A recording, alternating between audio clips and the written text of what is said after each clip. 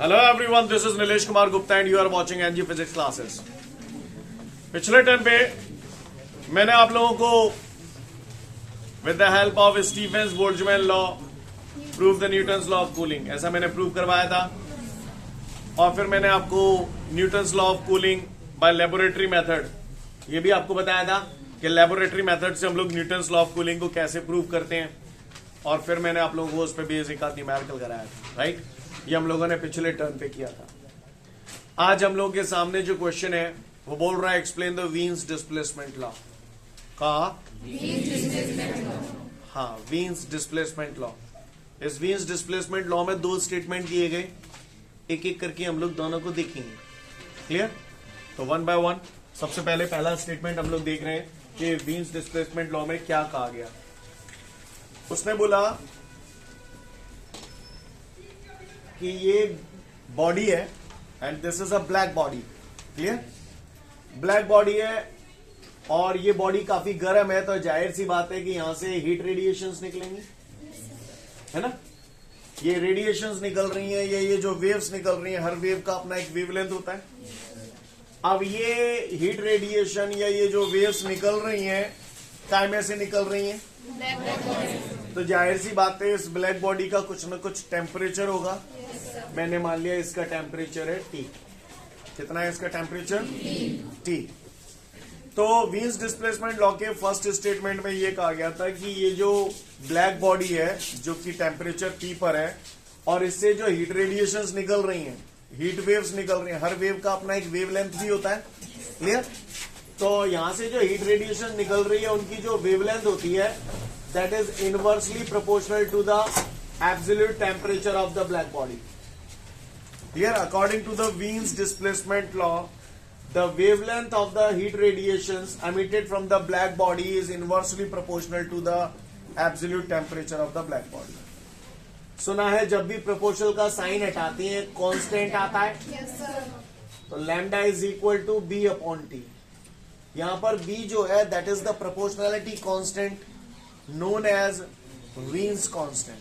Clear? इसका notation भले ही B से डिनोट किया जा रहा है, लेकिन ये जो वीन है ना, जो वीन मैं बोल रहा हूं वो W से स्पेलिंग शुरू होती है। क्लियर? Wien's constant। इसकी वैल्यू फिक्स होती है, इसे B से डिनोट करते हैं। इसकी वैल्यू होती है 2.98 into 10⁻³ metre into kelvin. This is the value. Value अच्छे से याद होनी चाहिए, ओटी वगैरह में पूछी जा सकती है आपसे। क्लियर? क्या बोलते हैं इसे? वीन्स कांस्टेंट। वैल्यू कितनी होती है इसकी? 2.98 इंटू 10⁻³ मीटर इंटू केल्विन। आगे बढ़ जाऊं? ये आपको याद करने की जरूरत नहीं है, ये आप निकाल भी सकते हैं।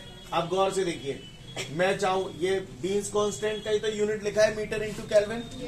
ये आया कहां से है? तो आप इसी से ही आया है। लैम्डा के बगल से टी का मल्टीप्लाई कर देंगे तो बी बराबर क्या हो जाएगा? Lambda T.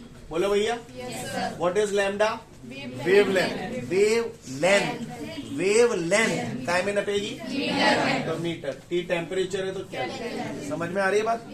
यूनिट तो हम लोग निकाल भी सकते हैं अगर नहीं याद रहता, लेकिन ये कांस्टेंट हम आपको याद ही रहनी चाहिए।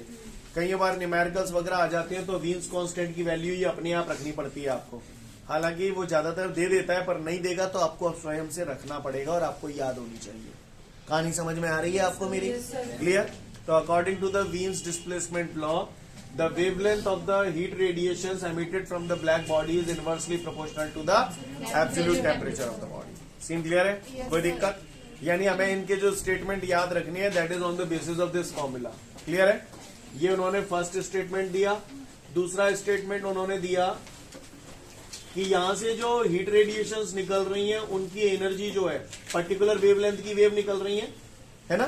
तो energy of the heat radiations corresponding to wavelength lambda is directly proportional to the 5th power of the absolute temperature of the body. Clear? तो ये दो स्टेटमेंट वीन्स ने दिए। क्लियर? एक ये आपको पता होना चाहिए अच्छे से, इसको सॉल्व कर देंगे तो ये आ जाएगा। और दूसरा स्टेटमेंट उन्होंने ये दिया। कहानी समझ में आ रही है सभी को? यानी अगर आपको केवल ये स्टेटमेंट याद है तो इसके आधार पर हम लोग डेफिनेशन स्वयं बना सकते हैं। यस और नो? Yes sir. देख लो फटाफट, आप लोग समझ जाएंगे, फिर मैं आगे की बात करूंगा। अगला क्वेश्चन है हम लोगों के सामने define application of Wien's displacement law.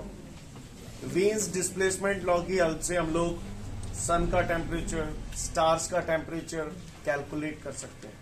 With the help of Wien's displacement law we can calculate the temperature of the sun and stars, right.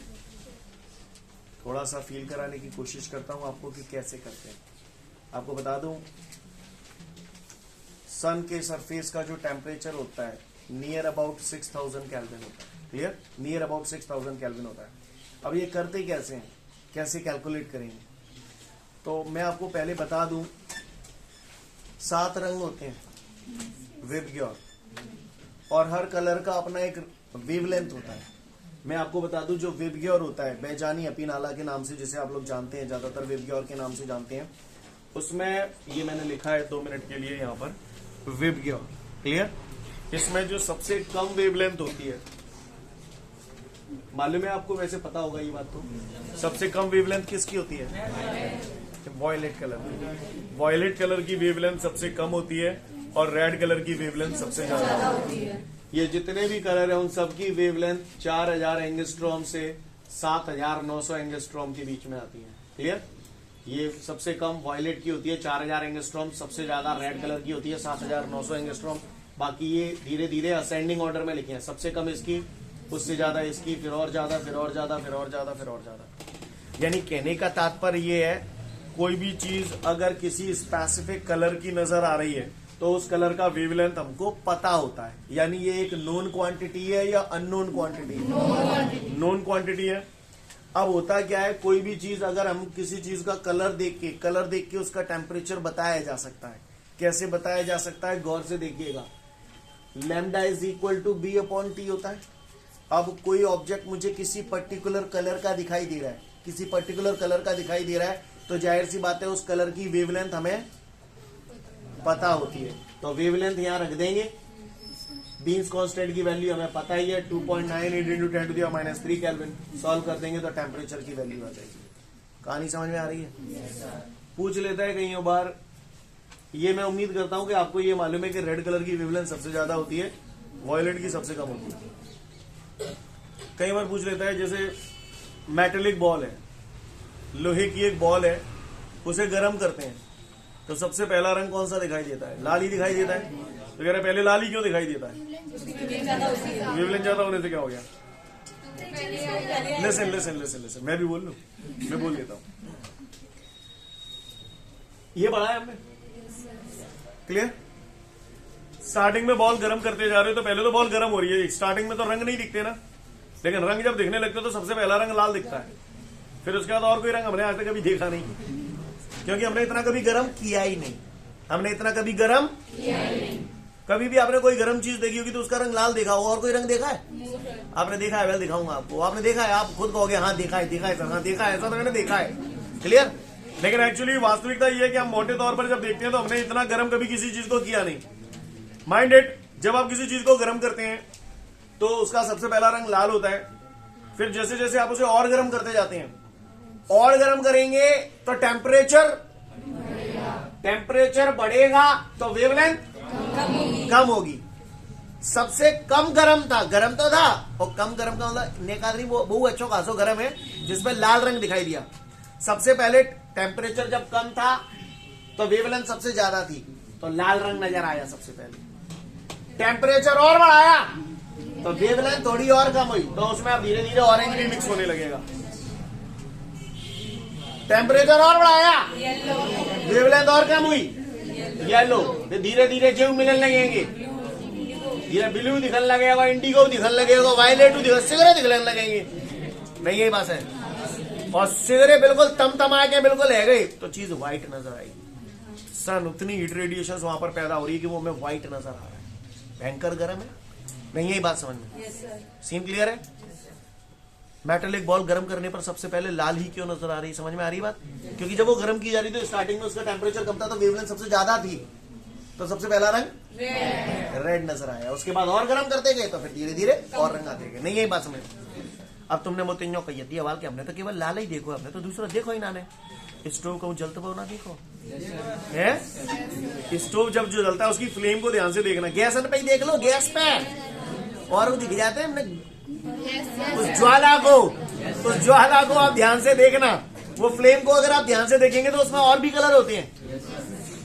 वो ना माना होते हैं ना, स्किन क्लियर है? कोई दिक्कत? मेरी भाषा समझ गए आप लोग? पक्का? तो किसी ने अगर व्हील्स डिस्प्लेसमेंट लॉ पूछ लिया तो हम बता देंगे। एप्लीकेशन क्या है? With the help of Wien's displacement law we can calculate the temperature of sun and star. Clear? पढ़ लो, अगला वही दिया हुआ है। तो यहां तक हम सभी ने पढ़ लिया? क्लियर है? ओके। तो application of Wien's displacement law सबको समझ में आते हैं? वो मेटेलिक बॉल को जब हम गर्म करते हैं तो पहला रंग लाल नजर आता है। मिल गया ना? वो क्वेश्चन पढ़ लिया ना सभी ने? बाद में दिया हुआ है। इसके बाद हमारे को एक न्यूमेरिकल दिया है। उस न्यूमेरिकल में हमसे कह रहा है कि एक ब्लैक बॉडी है, तो उस ब्लैक बॉडी से जो हीट रेडिएशन निकल रही है उसकी वेवलेंथ कैलकुलेट करूं, जबकि ब्लैक बॉडी का टेम्परेचर 1000 केल्विन है, 1000 केल्विन, और व्हील्स कांस्टेंट की वैल्यू दे रहा है 2.9 इंटू 10 टू द पावर -3। करे दप्पा? तो हमने ताज पढ़ा, lambda is equal to B upon T. बोले भैया बी होता है हमारा 2.9। भलो इंसान है जो दे दो माने, तुम लोग दे भी लायक ना नो। टेम्परेचर कितना है? 1000 है। बुरा नहीं लगे तो 10 की पावर 3 लिख दो। बोलो भैया 10 की पावर 3 ऊपर क्या आवा था? 2.9 10 की पावर -3, तो ये डटे ही है। 10 की पावर 3 और ऊपर पहुंच जाएंगे तो लैम्डा बराबर हो गया 2.9। बेस सेम होती है तो पावर -3 हो गए भाई। काय मुझे तो बता दीजिए, तो को बता देगा जहाँ यूनिट का लिखू, नोट्स में लिखिए ताते। तो वेव लेंथ है इसलिए मीटर। नहीं ये बात समझ में? तार लो। इसके बाद हमारे सामने अगला क्वेश्चन है, explain the application of radiation in our daily life. Radiation का इन अवर डेली लाइफ क्या एप्लीकेशंस हैं? तो एक एक करके मैं सारे एप्लीकेशन समझा रहा हूँ। आपको ज्यादा डेप्थ में जाने की जरूरत नहीं, आपको तो मेन लाइनें ध्यान रखनी है जो पॉइंट्स लिखे हुए हैं, राइट? बाकी का मैं आपको समझाने की कोशिश कर रहा हूँ कि ऐसा क्यों। क्लियर? पढ़ते जाओ बेटा। लिसन एवरीवन, गर्मियां वैसे ये सब चीजें जितना मैंने आपको टॉपिक पूरा पढ़ा दिया उस आधार पे ये सारी चीजें आप लोग ऑलरेडी पढ़ चुके हो। समर, गर्मियों में हम लोग व्हाइट कलर की क्लोथ पहनते हैं, सही बोल रहा हूँ? और सर्दियों में हम लोग डार्क कलर के कपड़े पहनते हैं, सही बोल रहा हूँ? तो गर्मियों में हम लोग लाइट कलर के कपड़े क्यों पहनते हैं? क्योंकि वो बैड एब्जॉर्बर है और गुड, तो इस वजह से हमें गर्मी नहीं लगती गर्मियों में। नहीं यही बात है। सर्दियों में डार्क कलर इसलिए पहनते हैं क्योंकि वो गुड एब्जॉर्बर है। तो आई होप यू अंडरस्टैंड। ये सब रीजन पहले बता चुका हूँ। दूसरा बोल रहे हैं, पढ़ो। The outer surface of a teapot is polished and it is made white। भैया टी पॉट है, चाय का केटल मान लीजिए, ठीक है? चाय का केटल है, उसकी आउटर सरफेस बिल्कुल पॉलिश्ड होती है, स्मूथ, बिल्कुल चकाचक के खुरदुरी सी होती है, बिल्कुल स्मूथ सरफेस होती है। तो कह रहा है उसकी आउटर सरफेस जो होती है वो इतना स्मूथ क्यों होती है? तो भैया जितना स्मूथ सरफेस होगा, देखो भाई ये चाय का केटल मान लो आप, ठीक है? तो इसकी आउटर सरफेस इतनी स्मूथ क्यों है? क्योंकि भैया अगर ये देखो चाय पी रहे हो तो ठंडन में ही तो पियोगे। वैसे हालांकि हम तो गर्मी में सूख जाते हैं, पर वैसे ये चाय जो बनाया है वो कब के लिए बनाया? सर्दियों में। बाहर का मौसम ठंडा, यानी बाहर लो टेम्परेचर है, अंदर हाई टेम्परेचर है। प्रीवोस्ट कह गया था कोई भी बॉडी से जो हीट होती है अंदर से बाहर भी जाती है और बाहर से भी। तो ये जो ठंडक रिसीव होगी यहाँ पर, तो ये क्या करेगा? अगर ये सरफेस स्मूथ होगी तो ये ठंडक है भाई, वही लौटा देगा, ज्यादा एब्जॉर्ब नहीं करेगा। ज्यादा एब्जॉर्ब नहीं करेगा तो चाय जल्दी सिरागी नहीं। नहीं यही बात समझ में आई बात? yes, sir। अगर ये रफ सरफेस हुआ तो ये ठंडक को ज्यादा से ज्यादा एब्जॉर्ब करेगा, ज्यादा एब्जॉर्ब करेगा तो चाय जल्दी ठंडी हो जाएगी। नहीं ये बात है, इसीलिए जो कैटल होता है उसे हम लोग बिल्कुल स्मूथ सरफेस बनाते हैं। Hope you understand. yes, sir। Next. In desert days are hot and night are cold। रेगिस्तान में दिन में बढ़िया चकाचक गर्मी रहती है, रात में चकाचक ठंड होती है। समझ गए? कारण रेत रफ सरफेस, गुड एब्जॉर्बर, भयंकर तातो। नहीं यही बात है, रेत भयंकर गुड एब्जॉर्बर है। तो दिन में बढ़िया गर्म हो गई, एनवायरमेंट गर्म हो गया।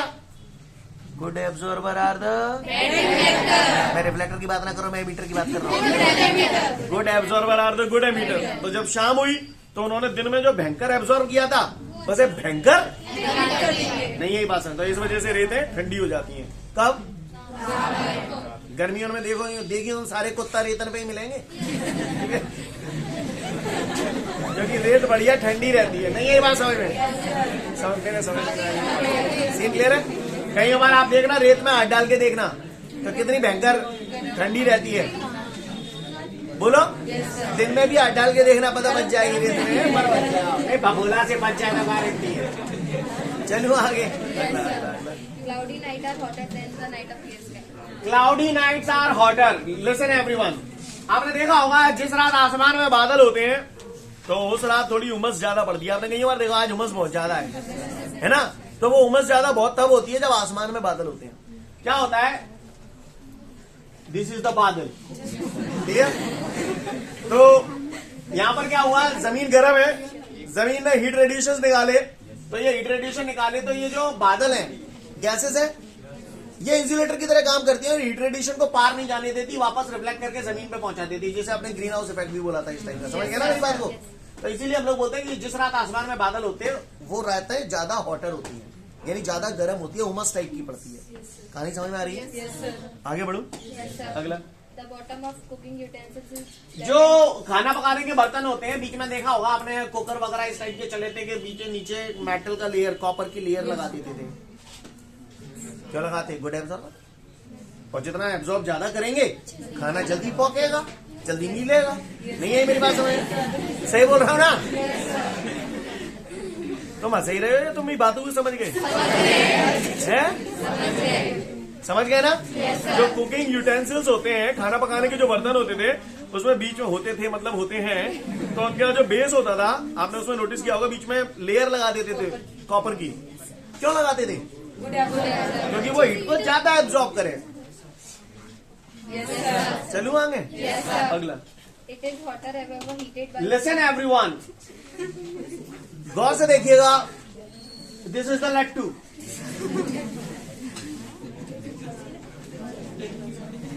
आपने हथेली यहां रखी, आपने हथेली यहां रखी, कौन सी हथेली ज्यादा गर्म महसूस होगी?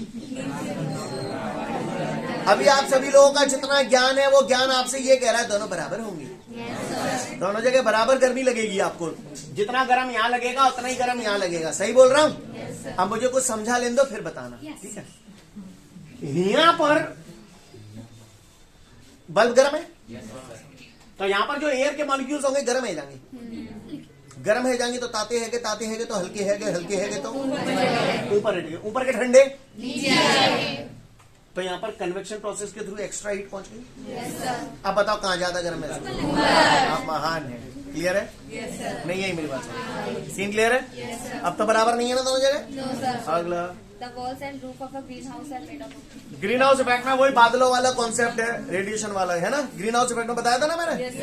आगे बढ़ू। अगला, two identical bodies, one is black and other is white, heated to the same temperature. Listen everyone, एक बात बताओ, good absorber are the fill in the blanks emitter. मतलब जो ज्यादा एब्जॉर्ब करेंगे वो ज्यादा एमिट करेंगे।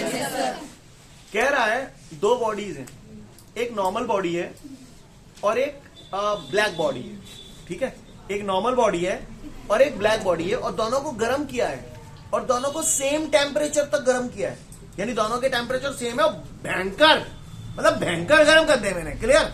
और सेम टेम्परेचर दोनों बॉडी को दिए। अब वो कह रहा हूं दोनों बॉडीज को अगर मैं अंधेरे कमरे में ले जाऊं, अंधेरे कमरे में कौन सा ज्यादा चमकेगा? Black body. क्यों ब्लैक बॉडी क्यों चमकेगी? गुड एमीटर होती है वो। हाँ, क्योंकि जो गुड एब्जॉर्बर है गुड एमीटर है। गुड एमीटर है। नहीं है ये बात समझ में? Yes sir. वही लिखा हुआ है, पढ़ लो समझ जाओगे। हो गया? अगला, In winter, animals eat more. In winter animal eats more. मैंने सुना है सर्दियों में आप लोग बहुत खाते हैं। सही बोल रहा हूं ना? क्लियर? सर्दी, क्या हम लोग एनिमल्स नहीं है? Yes, we are the animals. आपसे पूछा जाएगा एक ह्यूमन बीइंग का क्या डेफिनेशन है? आप बोला we are the social animals, we are not the wild animals actually. कोई पूछे, नहीं मैं ऑनेस्टली बता रहा हूं आपको, कोई अगर आपसे पूछे इंसान क्या है, व्हाट इज इंसान, तो आप बोलना we are the social animals, हम सामाजिक पशु हैं। कौन है? जी हाँ, clear, we are the social animals. तो वो यही पूछ रहा है कि विंटर में एनिमल्स ज्यादा खाते हैं, क्यों? उसका रीजन है,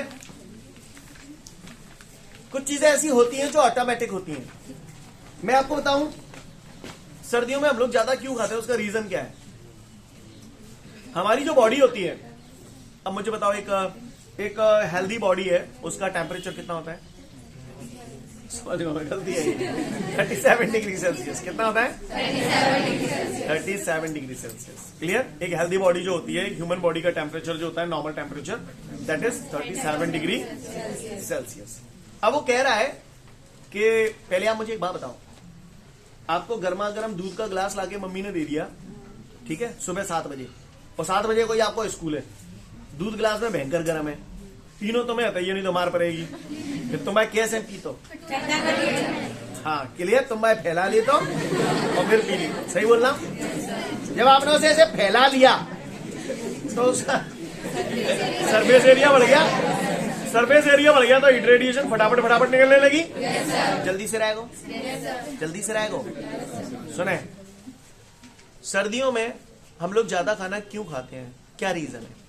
तो सर्दियों में ज्यादा खाना हम लोग इसलिए खाते हैं, पहले ये मानते हो कि खाने से आपको एनर्जी मिलती है, और एनर्जी मिलती है तो आपकी बॉडी का टेम्परेचर बना रहता है, आपका शरीर गर्म रहता है, नहीं तो ठंडा पड़ जाएगा। सुदामा ठंड लगी थी, मैंने चना इसलिए, सही बोल रहा हूं ना? बोलो वाह, बोलते हैं नहीं? तो सर्दियों में तुम लोग ज्यादा खाना इसलिए खाते हो क्योंकि जब सर्दियां पड़ती है तो बाहर का मौसम जो है वो ठंडा होता है, आपकी बॉडी गर्म होती है, तो आपकी बॉडी से लगातार हीट रेडिएशन धड़ाधड़ करके बाहर निकल रही है, आपकी बॉडी से हीट लॉस फटाफट हो रहा है, आपकी बॉडी से एनर्जी का लॉस हो रहा है, और बॉडी का ऑटोमेटिक सिस्टम चलता है, वो अपने टेम्परेचर को कंट्रोल करना चाहती है। तो जब हीट के रूप में एनर्जी फटाफट आपकी बॉडी से निकल गई तो फिर बॉडी को हीट एनर्जी देनी पड़ेगी ना। तो तुम नहीं आई बात समझ, नहीं आई? तो विंटर में जानवर लोग ज्यादा खाते हैं, तो क्यों खाते हैं, समझ में आ रही है बात? हाँ, आगे बढ़ू, अगला खत्म, अगला। A good reflector is a poor emitter. Why? A good reflector is a poor emitter. Why? ए दुनिया वालों, एक जमाना था, आपको बताया था, याद है? मैथमेटिकली ये बात मैंने बताई थी।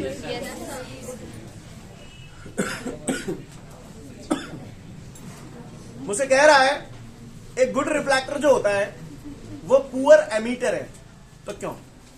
तो भैया अगर ये गुड है, गुड रिफ्लेक्टर है, मैंने ये बात पढ़ा है कि good absorber are the good emitter. अब अगर कोई गुड रिफ्लेक्टर है तो बैड एब्जॉर्बर है, बताया था ये बात। और एब्जॉर्बर बैड है, बैड एमीटर होगा, बैड एमीटर यानी पुअर एमीटर। नहीं है बस, पढ़ लो।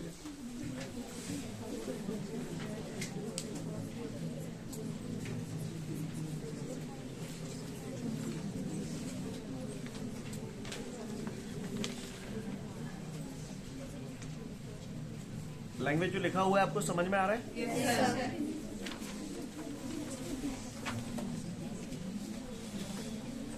आगे बढ़ो, अगला। It is necessary that the color of a black body must be black. अगला क्वेश्चन हमसे कह रहा है क्या ये जरूरी है कि ब्लैक बॉडी का कलर ब्लैक हो? तो ये मैं आपको पहले ही बातों बातों में बता चुका हूं। हर वो बॉडी ब्लैक बॉडी कहलाती है जो अपने ऊपर गिरने वाली समस्त हीट रेडिएशन को एब्जॉर्ब कर ले। ब्लैक बॉडी का मतलब ये बिल्कुल भी नहीं है कि वो काले कलर की हो, पर सामान्यतः ये देखा गया है कि जितनी भी ब्लैक बॉडीज होती हैं उनका कलर डार्क ही होता है। लेकिन मान के चलो को बॉडी भयंकर काले रंग की है, क्लियर, लेकिन अगर वो स्मूथ है तो वो अपने ऊपर गिरने वाली समस्त हीट रेडिएशन को एब्जॉर्ब तो नहीं करेंगी, रिफ्लेक्ट भी करेंगी, तो फिर क्या वो ब्लैक बॉडी होंगी? I hope you understood. Clear? पढ़ लो, समझ जाओगे, आगे बढ़ो। इसके बाद हमारे को एक क्वेश्चन दे रहा है कि दो स्टार हैं, स्टार ए और स्टार बी, स्टार ए से ब्लू कलर के रेडिएशंस निकल रहे हैं, स्टार बी से येलो कलर के रेडिएशन निकल रहे हैं। तो पूछ रहा है कि इन दोनों में से टेम्परेचर किसका ज्यादा होगा, स्टार ए का या स्टार बी का, ऐसा पूछ रहा है। वो बोलन दो, फिर से बोल रहा हूं। वो कह रहा है दो स्टार हैं, स्टार ए और स्टार बी, और इनसे स्टार ए से ब्लू कलर की लाइट निकल रही है, स्टार बी से येलो कलर की लाइट निकल रही है। तो पूछ रहा है टेम्परेचर किसका ज्यादा होगा। तो थोड़ा कॉमन सेंस लगाएंगे और आंसर बताएंगे, ठीक है। बचपन में हमने ये पढ़ा था, मीन्स डिस्प्लेसमेंट लॉ। 2 मिनट पहले बचपन था आपका, क्लियर। उसने मुझसे क्या पूछा है, टेम्परेचर किसका ज्यादा होगा। समझिएगा आप समझिएगा। अच्छा नालायक को पहले एक बात बताओ, तुम्हें वेवलेंथ तो क्लियर है ना।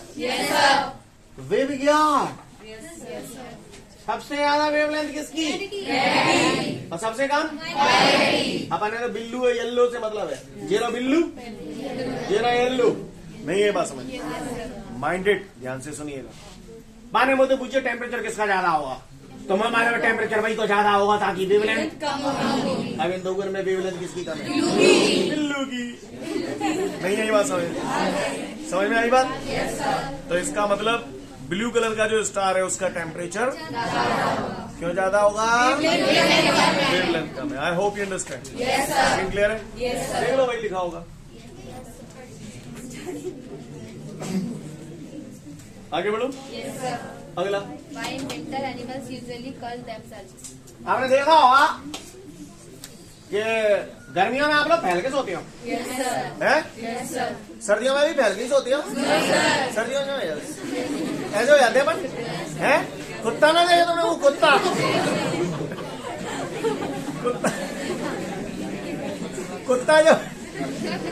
कुत्ता जब गर्मियों में सोता है तो उसका सोने का अंदाज देखना, और सर्दियों में उसका सोने का अंदाज देना, बिल्कुल ऐसे घर ही है जाओ, क्लियर। तो वो कह रहा है कि विंटर में जब कुत्ता सोता है तो वो अपने आप को कर्ल कर लेता है, एकदम घुमा के बिल्कुल एकदम गोल टाइप का हो जाता है। तो ऐसा क्यों हो जाता है, उसका रीजन समझे। कुत्ता अगर फैल के सोएगा तो उसकी बॉडी का सरफेस एरिया ज्यादा से ज्यादा एनवायरमेंट के कांटेक्ट में होगा, तो उसकी बॉडी से हीट रेडिएशन फटाफट निकलेंगी, जल्दी ठंडा बच जाओ। ऐसे सवेरे नहीं निपट दो, वो तो हमारा 12-1 बजे ही निपट गो, समझ गए ना। तो वो अपने आप को क्या कर लेता है, सिकोड़ लेता है। तो सिकोड़ के कर्ल जब कर लेता है तो उसका एनवायरमेंट से जो कॉन्टैक्ट एरिया है, एनवायरमेंट के साथ जो एक्सपोज्ड एरिया है उसका वो कम है। तो उसकी बॉडी से हीट रेडिएशन निकलेंगी, वो धीरे धीरे करके निकलेंगी, तो उसे ठंडा होने में ज्यादा समय लगेगा, यानी उसके बॉडी के अंदर हीट ज्यादा समय तक। I hope you understand, clear है। कोई दिक्कत, समझ गए। ये वाला कॉन्सेप्ट लगता है।